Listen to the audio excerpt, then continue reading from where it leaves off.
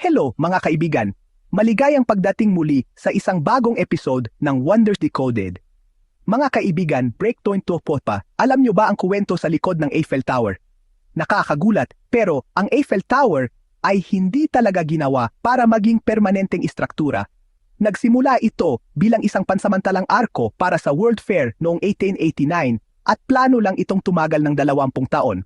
Isang 300 metrong eksperimentong istruktura na may takdang petsa ng pagtatapos. Kaya paano naging isang pandaigdigang icon ng ekonomiya ang isang istruktura na ginawa para sirain? Hindi si Gustave Eiffel ang nagbigay ng orihinal na ideya, pero para sa publiko, siya ang naging mukha ng proyektong ito. Sa huli, ang totoong kuwento, tulad ng tore, ay isang nakatagong istruktura. Ang kuwento ng taong kumuha ng kredito ay kalahati lang ng kuwento. Hindi ito likha ng isang tao. Ito ay galing sa isip ng isang grupo, sila ang mga punong inhinyero ng kumpanya ni Eiffel, ang mga eksperto na nangarap ng isang haligi na higit sa 300 metro ang taas. Ang unang sketch ay ginawa ni Maurice Koechlin at Émile Nouguier noong Mayo 1884. Ang kanilang unang drawing ay isang magaspang, balangkas na konsepto, isang obra maestra ng purong matematika at lohika ng istruktura. Pinatunayan ng kanilang mga kalkulasyon na kayang labanan ng naturang tore lakas ng hangin at ang sarili nitong bigat. Sa simula, tinawag ni Eiffel ang disenyo na isang higanteng haligi at hindi nagpakita ng interes. Pagkatapos ay lumapit sina Koechlin at Nouguier sa punong arkitekto ng kumpanya, si Stephen Souvestre. Nakita niya ang disenyo at naramdaman na para matanggap ang tore, kailangan nito ng higit pa sa lakas, kailangan nito ng ganda. Sa orihinal na disenyo, nagdagdag si Souvestre ng mga pandekorasyon na arko at isang glass pavilion sa base para mas magmukha itong monumento kaysa sa isang tulay. Dinisenyo rin niya ang mga pavilion sa unang antas at ang tuktok na simboryo. Ginawa ni Souvestre ang isang mahigpit na diagram ng engineering na naging isang architectural statement. Binigyan ang balangkas na bakal ng isang pakiramdam ng kagandahan at forma na nagpalambot sa kapangyarihan nitong pang-industriya. Ito ang nakatagong kuwento ng paglikha ng tore. Muling tiningnan ni Eiffel ang disenyo at nagpasya na bilhin ang mga karapatan sa patent mula sa kanyang mga empleyado para siya ang maging nag-iisang may-ari ng disenyo. Ang kanyang pangalan ay konektado na sa proyekto at ang kanyang pangalan ay maitatala sa kasaysayan. Ngayon, ang tanong ay, sino si Gustave Eiffel? Siya ay isang matapang na negosyante na kumuha ng malaking panganib at isinugal ang kanyang reputasyon sa tagumpay nito. Siya ay isang napakatalinong inhinyero, isang master ng mga istrukturang metal. Kilala sa paggawa ng mga tulay na sumasaklaw sa imposibleng distansya. Ngunit ang paggawa ng Eiffel Tower ay hindi maliit na bagay.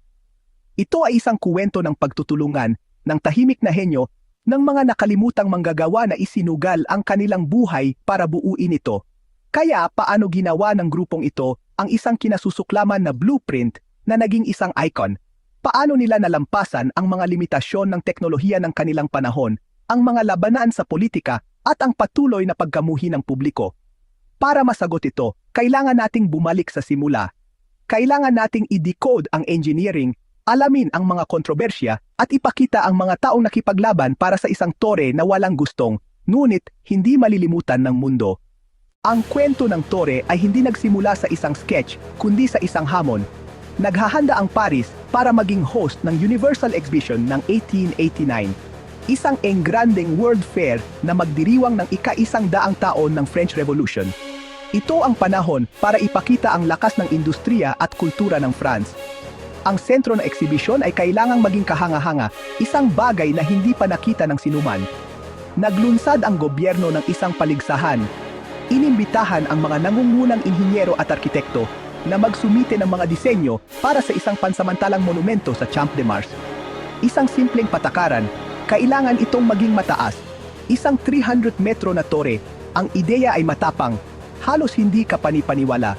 Noong panahong yon, ang pinakamataas na istruktura ay ang Washington Monument, isang obelisk na gawa sa bato na mahigit 169 metro lang ang taas. Ang bagong tore na ito ay halos doble ang taas noon. Ang paligsahan ay nagpasigla sa imahinasyon. Mahigit 100 panukala ang dumating mula sa buong mundo. Ang ilan ay kakaiba, isang higanteng sprinkler para palamigin ang lungsod. Ang ilan ay napakalaki, isang solidong tore na gawa sa bato na gumuho sana. Marami ang tinanggihan bilang pantasya, ngunit isang disenyo ang namukod tangi, hindi gawa sa bato, kundi sa bakal. Ang panukalang ito ay nagmula sa kumpanya ni Gustav Eiffel. Siya ay isang kilalang inhinyero, isang master sa paggawa ng mga tulay. Habang ang iba ay nakakulong sa nakaraan, siya ay sumusulong sa hinaharap. Isang bakal na sala-sala, napakalakas, nakakagulat na magaan, ipinanganak mula sa lohika ng bridge engineering na inilapat ng patayo sa isang hindi pa nagagawang sukat. Isang makina na abot sa langit. Agad nitong nakuha ang pag-apruba ng hurado. Libu-libong pahina ng kalkulasyon, nagpapakita ng katatagan, nagdedetalye ng konstruksyon. Hindi lang isang ideya, kundi isang solusyon. Noong Hunyo 1886, ibinigay ang kontrata, gagawin ni Gustav Eiffel ang 300 metro na tore. Ang pagkapanalo ay simula pa lang. Kailangan niyang kumbinsihin ang isang nagdududang lungsod, lampasan ang oposisyon sa politika, bumuo ng isang koponan para itayo ito. Handa na ang plano. Malapit na magsimula ang laban para sa paglikha nito. Ang unang problema ay ang malambot na lupa. Ang Eiffel Tower ay itinayo sa tabi ng ilog Seine. 2 sa 4 na binti nito, hilaga at kanluran, ay ilang metro lang ang layo mula sa ilog. Hindi matigas ang lupa, kundi putik na puno ng tubig. Hindi lang basta naghukay si Eiffel. Gumamit siya 16 na watertight pneumatic caissons, malalaking kahon na bakal. Nagpump ng compressed air para hindi makapasok ang tubig, para ang mga manggagawa ay makahukay ng mano-mano sa ilalim ng level ng ilog sa isang pressurized na kapaligiran. Bumababa ang mga kaison sa 5 metro ng putik hanggang sa marating nila ang layer ng compacted gravel at bedrock. Kung hindi nila narating ang partikular na geological layer na iyon, ang tore ay lilingon o babagsak sa ilog Seine sa loob lamang ng ilang taon. Sa matematika, kung ang 4 na binti ay lumihis kahit ilang milimetro lang habang lumulubog papasok, hindi sila magtatagpo sa unang plataporma, 57 metro sa itaas. Ang parehong teknik ang ginamit para sa Brooklyn Bridge. Inilagay ni Eiffel ang bawat binti sa hydraulic jack na pinapatakbo ng mano-manong pump. Nagbigay ito sa kanya ng pahintulot na itaas o ibaba ang bawat 800 toneladang binti ng hiwalay upang masiguro ang perpektong pagkakahanay. Nang magkabit na ang unang plataporma, inalis ang mga jack at pinalitan ng permanenteng steel wedges. Noong ika-18 siglo, walang komplikadong formula sa matematika para sa mga karga ng hangin sa 300 metro. Lubos na umasa si Eiffel sa kanyang intuition bilang tagapagtayo ng tulay. Ang kakaibang kurba ng tore ay sa katunayan isang pisikal na graph ng presyon ng hangin. Ang kurba ng mga binti ay idinisenyo sa paraang ang bending momente ng hangin ay ganap na balanse ng sariling bigat ng bakal. Ito ay isang solusyon ng inhinyero, simple at walang anumang palamuti. Dahil sa disenyo na ito, ang tore ay napakagaan. Kung ang lahat ng bakal ay tunawin sa isang solidong blok na kasing laki ng bus, ang taas nito ay 6 na sentimetro lamang. Ang hangin sa loob ng tore ay mas mabigat kaysa sa istrukturang bakal. Alam ni Gustav Eiffel na para sa isang pampublikong monumento, hindi sapat ang inhinyeriya. Kailangan ng tore ng emosyonal na apela, isang pakiramdam ng kadakilaan. Hindi gumamit si Eiffel ng bakal. Gumamit siya ng puddled iron, wrought iron, mula sa rehiyon ng Lorraine. Ito ay mas flexible at madaling i-rivet. Ang buong konstruksyon ng tore ay isang industrial orchestra. Para sa bawat 2 milyong rivete, kailangan ng isang espesyal na pangkang-4 na tao. Isa para painitin ito, isa para hawakan ito, isa para hubugin ang ulo, at isa para ipukpok ito. Mainit na inilagay ang mga rivete, at habang lumalamig, nagko-contract sila, pinagsasama ang mga piraso ng bakal ng may lakas na hindi kayang tapatan ng anumang bolt. Ito ang dahilan kung bakit nananatiling matatag ang tore kahit na lumalaki at lumiliit ito ng 15 sentimetro, 6 na pulgada sa init. Ang bawat piraso ay pre-drilled sa kanilang pabrika sa Levallois-Perret na may katumpakan na 0.1 mm. Ang mga riveter, 2 katlo ng mga rivete ay ginawa sa pabrika, 1 katlo lamang ang ipinukpok sa taas na 300 metro. Naghuhumiyaw ang mga pabrika dahil nagsusupply ang pares ng bakal at uling. Ang mga design team ay nagko-coordinate ng mga shipments at schedules araw-araw. Siniguro ng mga template na ang bawat plato ay eksaktong magkasya. Ang mga riles ay nagdadala ng mga piraso sa buong tulay patungo sa lungsod. Sa site, inihahanda ng mga team ang mga piraso para sa pag-assemble. Inaayos ng mga manggagawa ang mga lattice segment sa ilalim ng mahigpit na pangangasiwa. Hinubog ng mga machine shop ang mga elemento na may eksaktong sukat. Maingat na minarkahan ng mga planner ang posisyon ng bawat bolt. At regular na ina-update ng mga draftsman ang mga blueprint habang sinusuri ang mga tolerance. Nagbigay ng pag-apruba ang foreman bago itaas ang bawat seksyon. Kinakalkula nila ang stress sa bawat beam, ang anggulo ng bawat joint, ang lokasyon ng bawat 2 milyong rivete na magpapanatili sa tore. Sila ang mga tahimik na arkitekto na isinasalin ang malaking pananaw sa isang tumpak, mathematical na wika. Ang kanilang masusing gawa ang nagsiguro na ang bawat piraso ay perpektong magkasya, at ang tore ay mananatiling mataas at matatag laban sa mga puwersa ng kalikasan. Kung titingnan ng malapitan, ipinapakita ng bakal na balangkas kung paano pinagkabit ng milyon-milyong rivet ang toreng ito na lumilikha ng isang istrukturang humihinga. Ang mga manggagawa ay nagtrabaho bilang isang human tower, bawat tungkulin ay nagtutulungan sa susunod sa isang disiplinado at paulit-ulit na ritmo. Sa buong siyudad, ang mga workshop ay nagpuputol, nagbubutas, at naglagay ng label sa mga piyesa para sa pag-assemble sa Champ de Mars. Ang mga bakal na baras ay pinainit hanggang sa maging kulay pula, ang tamang lambot para hubugin ang malambot na bakal. Lumilipad ang mga spark habang hinahanda ang mga gilid at mahigpit na ikinakabit ang mga plato, handa na para sa huling hampas ng mga riveter. Isang mainit na rivet ang sinasalo, inilalagay sa puwesto at pinupukpok upang maging perpektong ulo bago lumamig ang metal. Ang hydraulic hammer ay nagtutulak sa matitigas na piyesa upang maging pantay, tinitiyak ang matibay na pagkakabit at magkakatulad na daanan para sa puwersa. Nakita ng Paris ang bakal na dumarating sa mga barge at tren mula sa malayong pandayan upang patuloy na maitayo ang lumalaking istruktura. Unti-unti, nagbabago ang tanawin. Ang mga paa ay patuloy na tumataas sa itaas ng mga kalsada ng siyudad. Ang mga industrial press ay nagbubutas ng mga butas nang may katumpakan na ika-10 milimetro. Sa mga pandayan, ang tinunaw na bakal ay hinuhulma sa mga plato at anggulo, bawat isa ay may tatak at nakalista para sa eksaktong lugar nito. Ang mga ilog ng tinunaw na metal ay hinuhulma sa mga piyesa na kalaunan ay bubutasan, ikakabit at iriribet sa itaas ng Paris.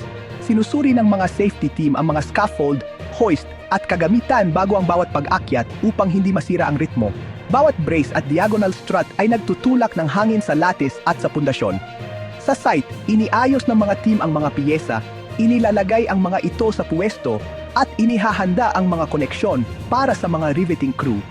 Sinusubaybayan ng mga foreman ang progreso gamit ang mga gauge at linya at itinatama ang anumang paglihis habang tumataas ang istruktura. Bihira ngunit totoo ang mga aksidente at ang gawaing ito ay nagbibigay pugay sa mga nagbuwis ng lahat upang maitayo ito. Pagsapit ng tagsibol, ang bakal na higante ay tumaas pa, ang bawat tunog ng martilyo ay umaalingaw-ngaw sa buong Paris. Nang dumating ang taglamig, sinimulan ng team ang paggawa sa pundasyon ng unang palapag sa malamig na Champ de Mars. Ang yelo at malakas na hangin ay nagdulot ng pagkaantala sa pagde-deliver na nagpababa ng shifts at nagpilit sa kanila na patuloy na i-defreeze ang mga kagamitan. Nagsimulang mamuo ang yelo sa mga scaffold at kasangkapan na naging dahilan upang maging delikado ang bawat hakbang at ibabaw. Nababalutan ng yebe ang construction site at mabagal ang trabaho sa gitna ng mga bagyo. Lumilipas ang mga araw sa kalendaryo at lumalaki ang pagkantala dahil sa panahon. Gayunpaman, nagtitipon pa rin ang mga tao sa lamig upang panoorin ang bakal na istruktura na dahan-dahang tumataas.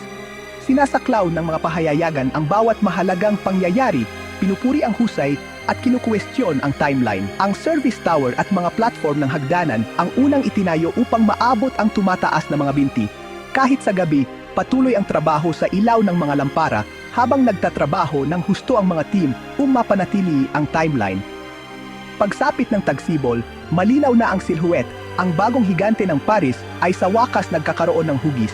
Sinusuri ng mga inspektor ang mga rivet at bracing pagkatapos ng bawat pagtaas habang naglalakad sa mga elemento. Mula sa base hanggang sa kalangitan, araw-araw sinusuri ng mga surveyor ang pagkakahanay ng bawat binti.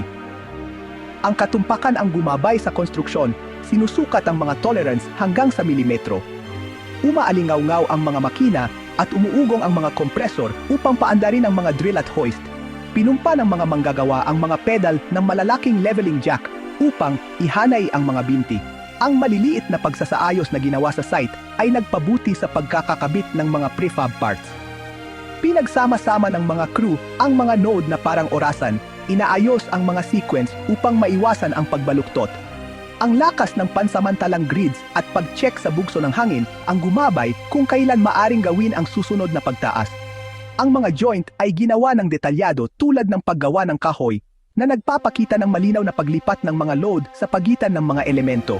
At ang matataas na crane ay inilalagay ang mga piraso ng bakal sa lugar na may sanay na ritmo. Kapag tiningnan sa pamamagitan ng latticework, malinaw na nakikita ang lohika ng mga puwersa at daloy. Kaya nang dumating ang unang platform, naghiyawa ng team, nagbunga ang kanilang katumpakan. Buong pagmamalaking nag-post ang mga engineer, sinusuri ang mga deflection reading ayon sa disenyo. Abot-abot pa rin ang mga crane habang ang proyekto ay umuusad patungo sa ikalawang antas. Sa tagsibol, dumating ang mga hangin na hindi inaasahan at pinatigil ang mga elevator. Araw-araw, sinusuri ng mga inhinyero ang pag-ugoy at kinakalkula muli ang mga limitasyon. Hinikpitan ng mga grupo ang mga brace pagkatapos ay huminto kapag lumakas ang hangin. Naghintay ang mga operator ng crane ng ligtas na bintana sa pagitan ng mga bugso ng hangin. Ang bawat pagangat ay lubos na nakadepende sa mga bandila ng hangin at barometro. At mula sa itaas, pinapanood ng Paris ang koreografiya ng bakal na ito sa hangin.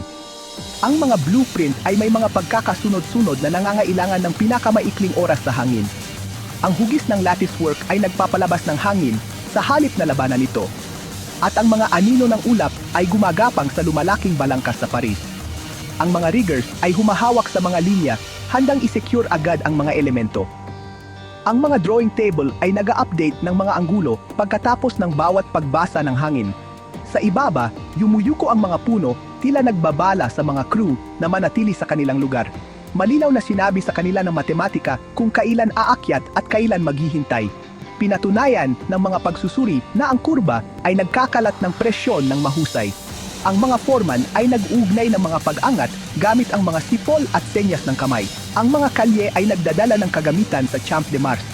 Nagpapalit ng shift ang mga grupo, pinapanatiling matalas ang focus at sa ilalim ng presyon. Sa malinaw na mga araw, umuusad ang mga metro, gayunpaman, binura ng mga bagyo ang maraming schedule. Napakahalaga ang pagiging nasa oras dahil bawat pagkaantala ay muling kinakalkula ang plano. Itinago ng time-lapse ang kinakailangang pasensya sa pagitan ng mga pag-angat. Sa kabila ng mga bagyo, patuloy na tumataas ang tore, linya-linya. Mga kaibigan, kung sa tingin nyo ay ang pag-stack lang ng bakal ang hamon, hindi nyo pa na-decode ang buong larawan. Nasa gitna pa tayo ng industrial gamble na ito. Nakita natin kung paano nagtagumpay ang mga pundasyon laban sa ilog, pero ang pinakamapanganib na bahagi ng vertical ascent at ang sikreto na nagligtas sa tore na ito mula sa pagkasira ay darating pa. Manatili para sa part 2 habang tinatapos natin ang paglalakbay ito ng pag-decode ng Eiffel Tower. Salamat sa panood at kung mayroon kayong mga tanong, ipaalam sa amin sa comment sa ibaba.